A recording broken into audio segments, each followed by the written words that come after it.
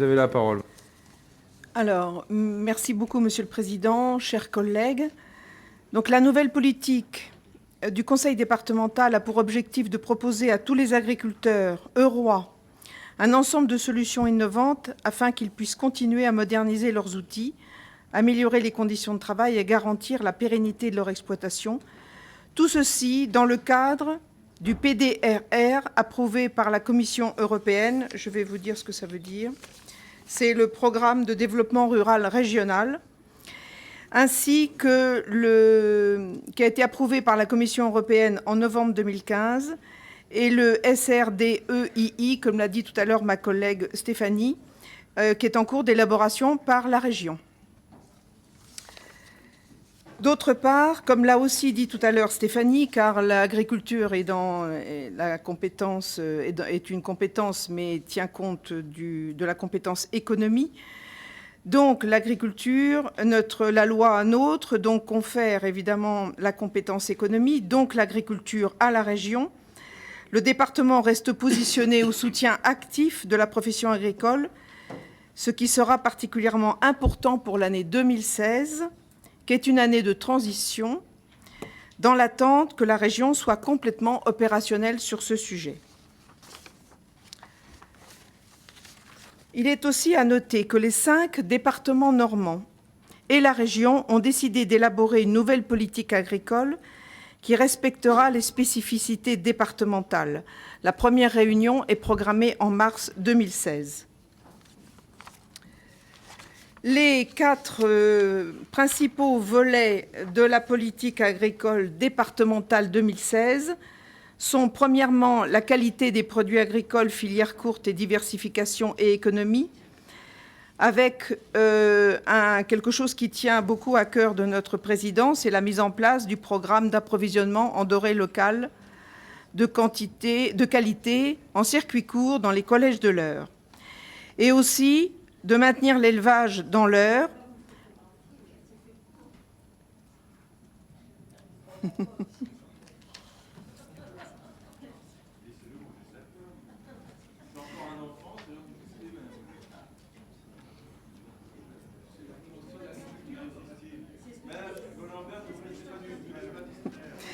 Alors, dans ce premier volet, il faut aussi maintenir le plus possible l'élevage dans l'Eure. Je vous rappelle simplement la chute impressionnante des éleveurs laitiers et des éleveurs bovins dans la crise que nous connaissons. Alors, deuxièmement, l'aménagement du territoire et la préservation de l'environnement. Il faut rechercher des nouvelles pratiques agricoles.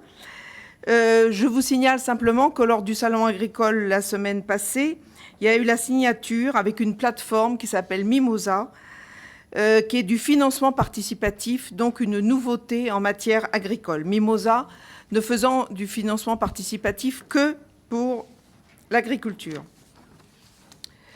Troisièmement, l'emploi et les actifs agricoles. Évidemment, favoriser l'installation des jeunes agriculteurs. Il n'y a eu que 25 installations en 2015, soit la moitié de ce qui se pratiquait les années passées. Donc c'est relativement dramatique, car s'il n'y a pas de relève, l'agriculture va mal. Enfin, quatrièmement, la mobilisation du département auprès de la profession agricole. Donc, comme l'année passée, le budget primitif prévoit des prêts exceptionnels en faveur des agriculteurs en difficulté. Pour 110 000 €, c'est inscrit dans le budget. Enfin, la mise en place de toutes ces actions se fait par le biais d'une convention avec la Chambre d'agriculture. Le budget primitif que je vous présente s'élève à 1 191 300 en section de fonctionnement et 1 022 922 en crédit de paiement. Je dois vous apporter la précision suivante, c'est que le budget d'investissement est en baisse de 25% par rapport à l'année passée, si on compare budget primitif à budget primitif. Mais lors de l'élaboration du budget primitif 2016, nous nous sommes calés sur le réalisé en 2015. Mais c'est vous qui avez géré en 2015, c'est vous qui n'avez pas fait votre travail.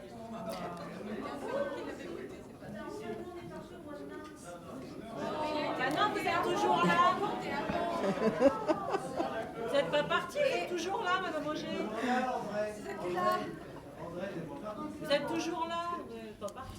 Écoutez, sinon c'est pas vrai ce que je dis. Ah bah c'est sûr qu'on a exécuté le budget qui a été voté et préparé par la majorité précédente et qui était anormalement gonflé par rapport à l'année d'avant. Si. Pourquoi le BP 2015 ne ressemblait pas au BP 2014? Un budget d'élection, Pas vous? c'est un budget d'élection, ça. Non, moi je dis, on avait voté un budget en équilibre. Un budget électoral absolument formidable qui n'aura... Ah bah non, ça n'a pas appliqué un budget Alors, électoral, voilà. électoraliste. Ça, non. Ça, non, effectivement.